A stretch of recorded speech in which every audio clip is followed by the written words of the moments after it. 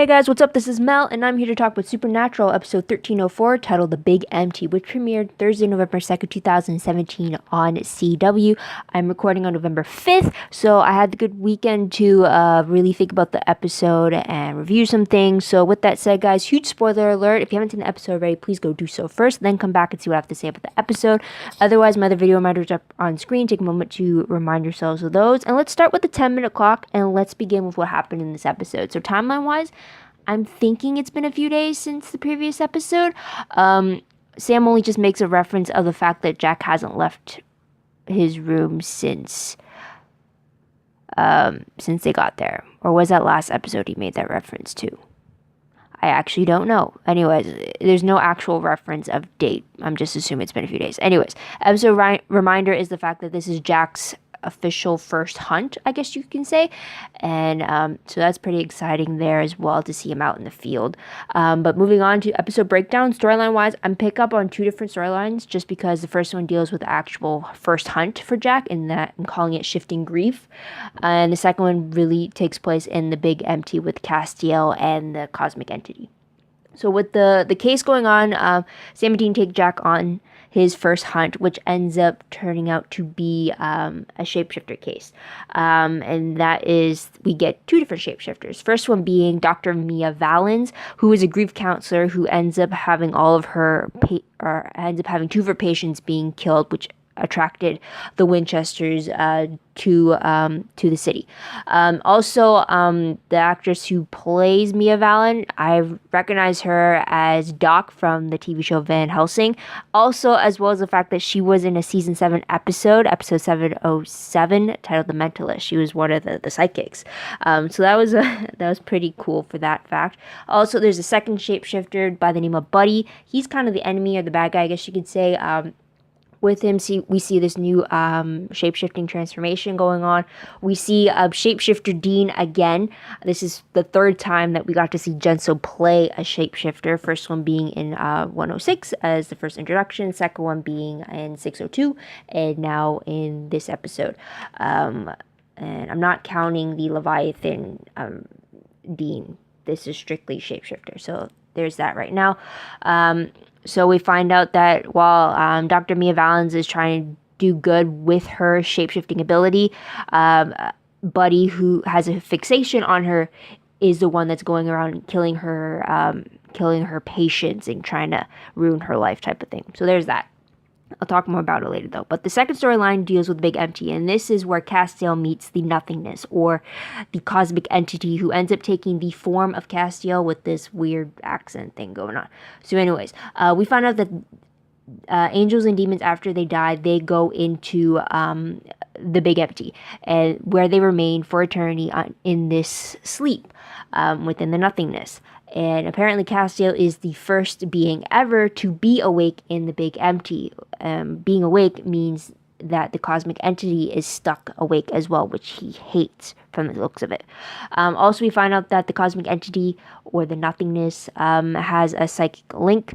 He can access Castiel's thoughts and feelings and project them back onto him. So there is that. Plus, apparently he is the only one that has sway within the Big Empty. God doesn't have a say.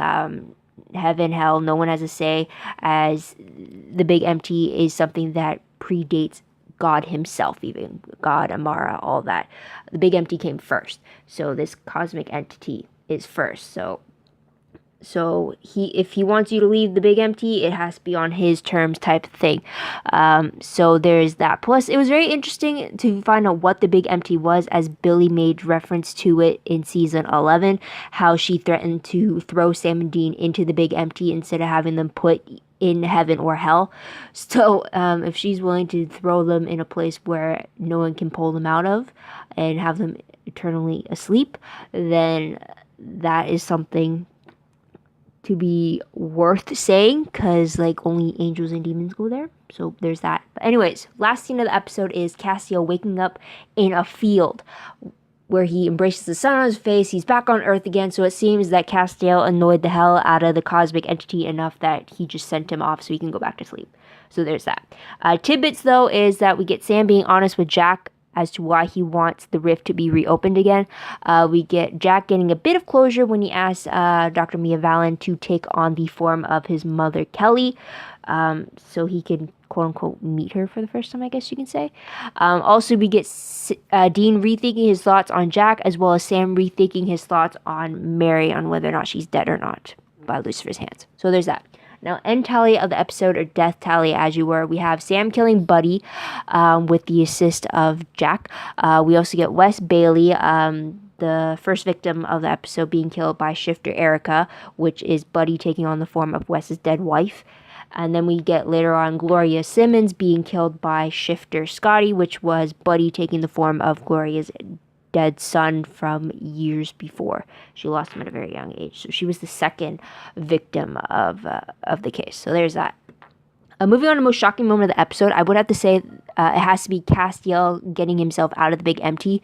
I didn't expect it to happen in the one episode. I actually thought it would take a little bit longer for him to achieve this, just because the big empty is supposed to be this very vast and very unknown thing, I guess you could say. I don't know. I just truly thought that it would take a little bit longer for him to escape, as opposed to it happening in the episode that we were introduced to it. So that was the most shocking thing for me. But moving on to top 3 favorite moments. First one has to be Dean making amends. This was such a huge turning point in the episode.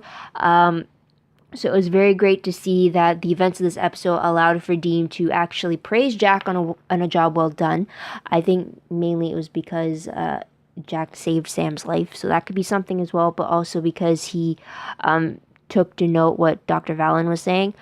So that could be a possibility as well. I just like that Dean is on the way of opening up to Jack. And also, I like the fact that Dean apologized to Sam for his behavior, not only back at the grief counseling session, but also lately, as it were, since they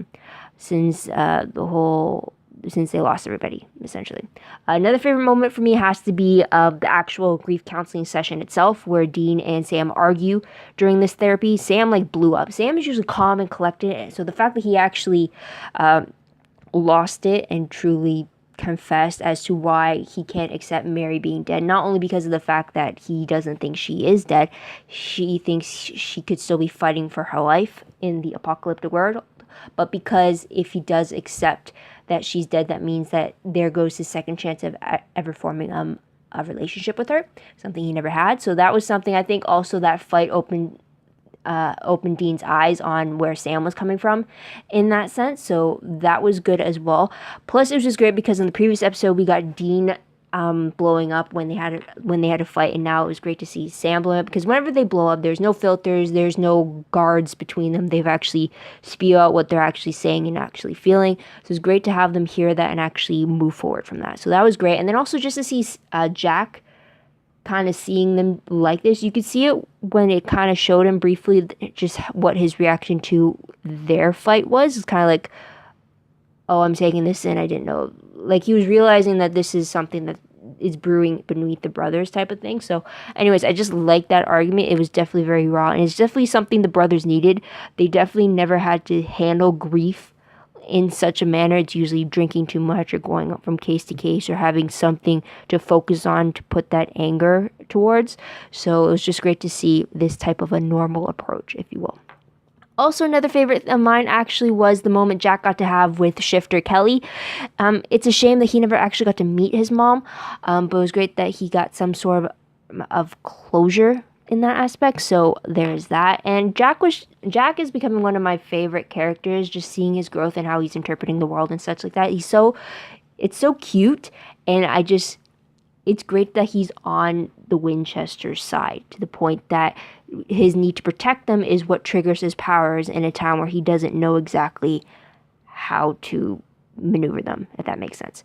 So moving on to top 3 peeve moments. I only have one peeve, and it has to do around the new shape-shifting transformation we got to see. The reason why this is a peeve is because I don't get why this is happening. Why is this one different from the other shape-shifting transformations we've seen before.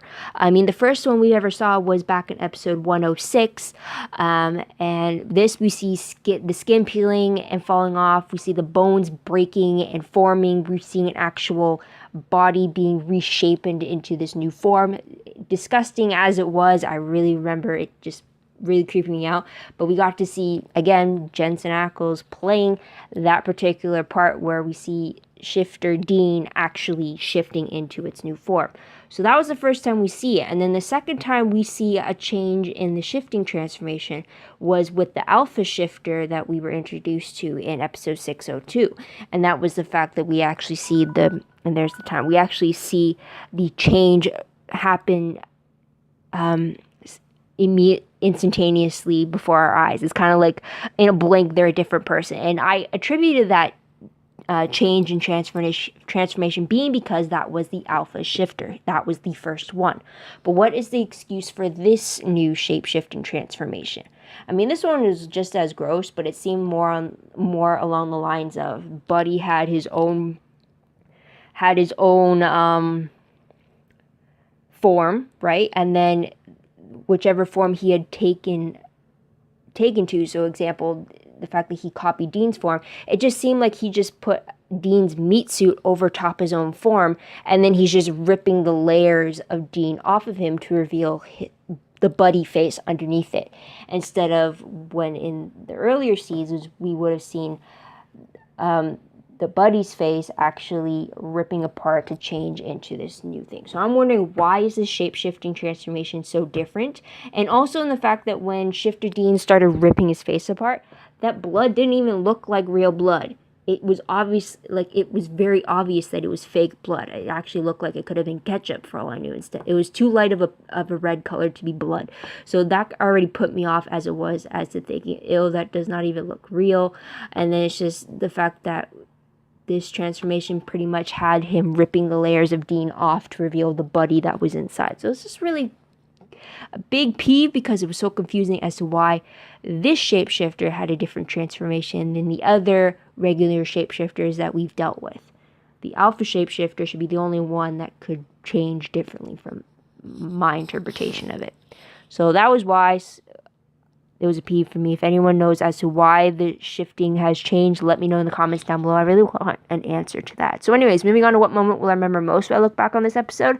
A huge turning point for Dean and how he's shifting his views for Jack. I definitely want him to actually be on the protective side of Jack, just like Sam is. So I really want to get to that point. I want to see how a protected Dean is going to be towards Jack. And it was just interesting to see the three of them working together. So there's that. Moving on to random questions, though, very quickly. The first one is, so does the cosmic entity or the nothingness predate God and Amara, or did it come after them? It actually that question came up after I saw the episode for the first time. I went back to see the clip again so I could get more of an understanding of the conversation, and it apparently the cosmic entity does predate God and Amara and all that. So it's a little confusing, as it could be nothing and yet it's a being of nothing. So if that's the case, how was God and Amara created out of that or from that, or I don't know. But these origin stories really get me a little confused in the beginning. So there's that. Another question being, when Dr. Mia Vallens takes the form of her patient's dead loved ones, could she still access their thoughts and emotions like we know shapeshifters could do? I'm wondering about that, and if that's the case, I'm wondering what she picked up when she took the form of Kelly Klein. So there's that. But moving on to predictions very quickly. Based off the promo for 1305, it looks like Sam and Dean work on a case with just the two of them together, as Dean asks, when has it been the last time since it's just been the two of us? So there's that. But the synopsis for the episode reads that while working on a case involving the ghost of a demented doctor, Sam and Dean get assistance from an unexpected source, Billie. And apparently she returns, but not like before, which I'll get to in a moment. But anyways, Castiel also finds his way back to the Winchesters. So chances are we're going to see Castiel try to trek back his way. Don't know if he will still have his wings, but hopefully he'll head to the bunker first, or if he'll try to make a phone call. I'm wondering if we're going to see something similar to when Dean was trying to make his way back to Bobby's after he dug himself out of his own grave in episode 401. So there's a thought right there. Plus, also Billie returning in not a way like before. Does that mean we're going to see like a Billie from like the Apocalypse world or something? Or is this actually another version of Billie that we don't know about? Because as you remember, in 1209, I believe, Castiel had killed Billie to protect the Winchesters. So there is that. But otherwise, I'm excited to see more of the dynamic between Sam, Dean, and Jack grow, especially with Dean kind of opening up to the fact that Jack could be good from the sense of it. Also can't wait to see what Castiel's relationship is going to be with Jack. So I'm looking forward to that. But that's pretty much it, guys. What did you guys think of the episode? What did you guys like about it? What do you think is going to happen next? Let me know in the comments down below. Love to hear your own thoughts, theories, opinions about what you think is going to happen next. Also, if you have any answers to my questions, please let me know as well. Also, don't forget to like this video, subscribe to my channel, and check out my other videos if you haven't done so already. If you want, check out my Tumblr page. The link for that is down below. I read blog promos, web clips, quotes, gifs, synopses, news, all that good stuff, all found in one place. Go check it out. As well, it's also connected to my WordPress account. Again, anything I post online will be posted there. It's a work in progress that I'm working on, but everything can be found in one place there, so I hope you check that out as well. And if you want a detailed recap of the episode, a play-by-play, if you will, check out my live journal entry for the episode. The link for that is down below as well. You get a detailed recap, a jot note version of it, if you will, with my in-moment thoughts as I watched the episode for the first time. So it helps me keep things in line as well. It helps me when I go back to try to figure out what happened in the episode to get a better understanding. It helps me to know which part of the episode I need to look back to. So I hope that helps you as well. But otherwise, guys, thank you so much for tuning in. Thank you so much for your patience. I hope you can come back next time to hear this about the next episode. But until then, guys, this is Mel. Wish you all a great day, great week wherever you are. Bye for now.